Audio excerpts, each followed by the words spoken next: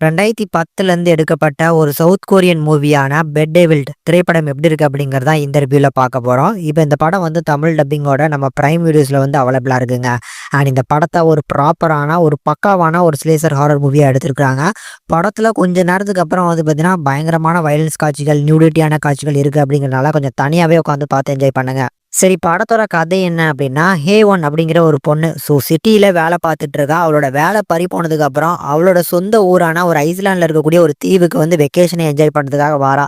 இப்படி ஹேவன் வரக்கூடிய அந்த ஐஸ்லாண்ட்ல தான் கிம் அப்படிங்கிற நம்ம ஹீரோயின் இருக்கிறாங்க. ஸோ இவங்க 2 பேருமே சைல்ட்ஹுட் ஃப்ரெண்ட்ஸ் அப்படின்னே சொல்லலாம். நம்ம ஹீரோயின் கிம்முக்கு ஒரு குட்டி பொண்ணு இருக்கிறா. அந்த பொண்ணுக்காக தான் அவங்களோட வாழ்க்கையை வந்து வாழ்ந்துட்டு இருக்காங்க. இந்த ஐஸ்லாண்ட்ல இருக்கக்கூடிய வாழ்க்கையை வந்து பார்த்தீங்கன்னா சிட்டிக்கு அப்படி முரணா தான் இருக்கு.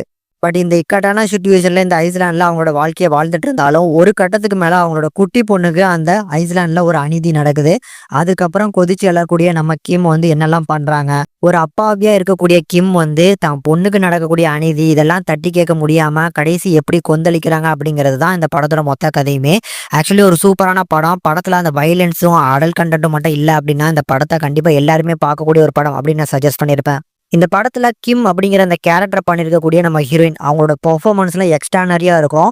ஸோ ஒரு சைக்கோத்தனமான ஒரு அப்பாவியான ஒரு பெர்ஃபார்மன்ஸ் கொடுக்கணும் ஃபர்ஸ்ட் ஹாஃப்ல ஃபுல்லும். அதெல்லாமே சூப்பரா பண்ணியிருந்தாங்க. செகண்ட் ஹாஃப்ல அந்த ப்ரூட்டலா மாறக்கூடிய போர்ஷன்ஸ்லுமே அவங்களோட பெர்ஃபார்மன்ஸ் அடிபொலியா இருந்துச்சு.